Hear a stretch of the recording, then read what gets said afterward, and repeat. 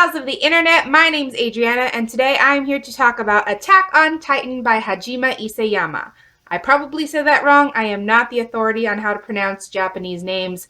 My sincerest apologies to everyone ever. Finally, I'm here to do my review slash discussion of Attack on Titan. I'm going to be talking a little bit about the manga series and the anime series, only because they are very closely related. The anime is extremely faithful to the manga series, so it's very hard to separate the two. So let's start talking about this. I'm going to feel a little bit silly recapping this because I talked a lot about what it was about in my March wrap-up. I don't really know how to classify this series because it touches on so many different elements of so many different genres. You could consider this like a post-apocalyptic kind of book. It has that little sci-fi edge with the Titans. There's a little bit of fantasy in there with these sort of mystical powers that come into play a little bit later in the series. There's a little bit of steampunk with the 3D maneuvering devices. And I don't want to say dystopia, but there is some political tension, some political intrigue in Attack on Titan. So it just covers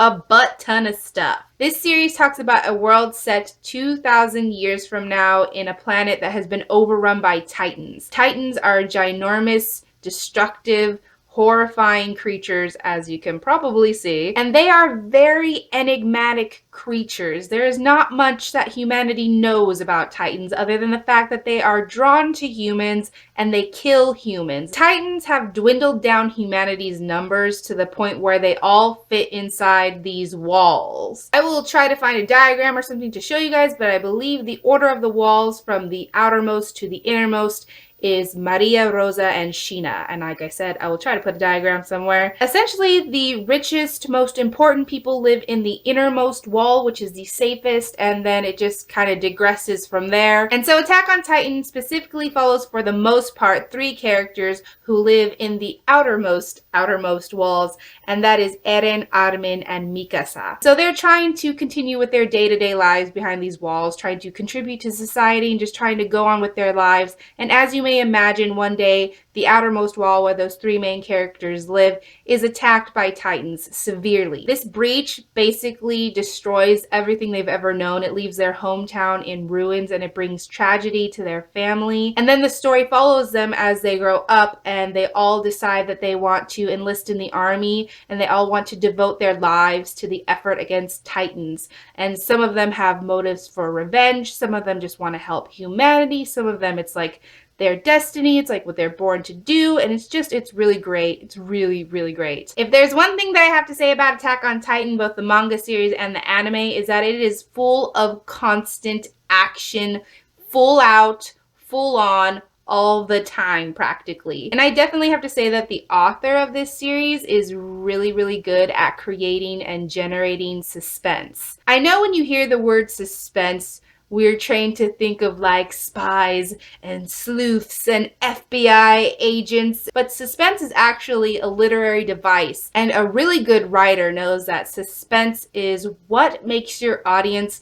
want to keep reading or to keep watching, what makes them want to keep flipping the page, what is going to keep them from putting this story down, what's going to keep them from walking away because they have to know. That's what suspense is. And Hajime Isayama does that extraordinarily well. And there are these tremendous plot twists like you would not believe all the time, like life-changing, earth-shattering, mind-frying plot twists all the time. And I had no idea about like anything that ever happened in Attack on Titan, and it just keeps surprising you and it keeps building upon itself and it just keeps getting crazier, but at the same time it's plausible and it's understandable. A great thing about Attack on Titan, from what I've seen so far, I cannot confirm about the 5 or 6 manga volumes that I have not yet read, but from what I've read and from what I know of the anime, there is no romance in Attack on Titan, which just makes me want to get up and dance and praise all the gods ever known to man, because Thank you. I know that makes me sound like a horrible person or a cynic or something, but I have nothing against romance, especially if it's a romance that is subsequent of the story that I'm reading. And I also think it takes away the value of a lot of what's happening in the story, because sometimes it feels like if the hero or the heroes save the world, that it doesn't mean anything because they didn't get the girl or they didn't get the guy. And I think we need to stop that.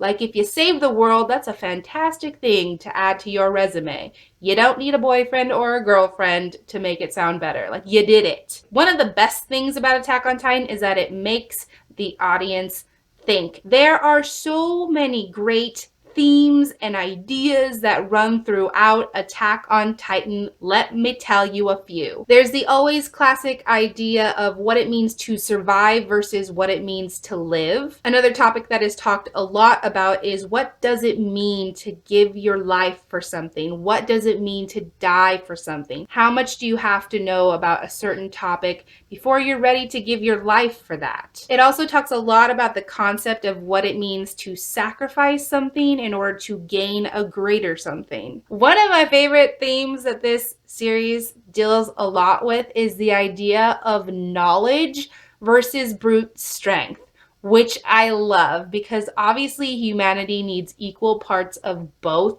in order to survive. Another great theme that runs throughout Attack on Titan is this discussion about ethics. There are so many different characters in this story, and they all have a different way that they would like to deal with Titans, or a different way that they see Titans. Practically everyone in this series has a different viewpoint, and they all raise valid points, and that's what I love about this series. I also kind of touched on it just now, but Attack on Titan also has a fantastic cast of characters, and there are many of them. There are like 5 characters that I have that are tied for #1, and I'm not even going to name them, because with these kinds of series, with the characters are always in danger, rule #1 is don't name favorites. Don't say them out loud, because then the universe will find out and they will kill them.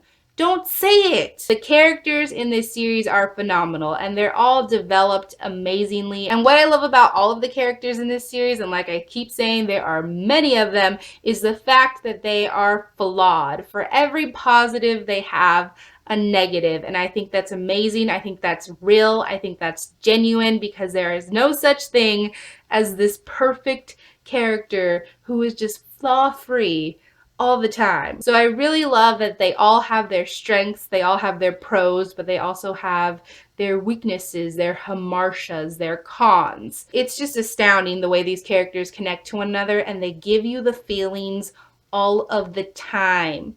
All of the time. And the last really great thing about Attack on Titan that I want to talk about is that it brings a different cultural perspective to us Westerners. Our lives revolve around the concept of individualism, and we love stories that are about individuals.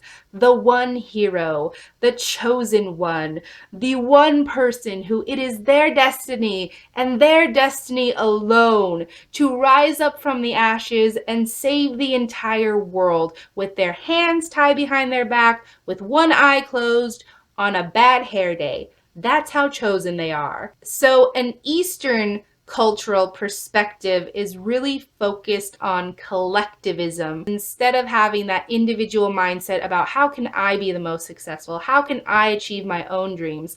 Their focus is mostly on the group. How can I help the group achieve? How can I help my society accomplish something? How can I use my ability to benefit the many? All of these characters are coming together, and they're all contributing to the cause. They're all contributing to the effort as a group, and they cannot accomplish anything on their own. They need each other. They need backup. They need to rely on one another. They need to strategize with one another. They need to coordinate their efforts with one another, or else they will not succeed. I just really like that. It's different from a lot of the stories that we get to see as Westerners, and I just really like that idea of characters really working together and really utilizing all of their strengths as one and contributing ideas and methods and strategies. It's just the coolest thing. That was a lot of information. I hope you guys got all of that. I hope you guys could wade through all of that and that it was coherent enough for you.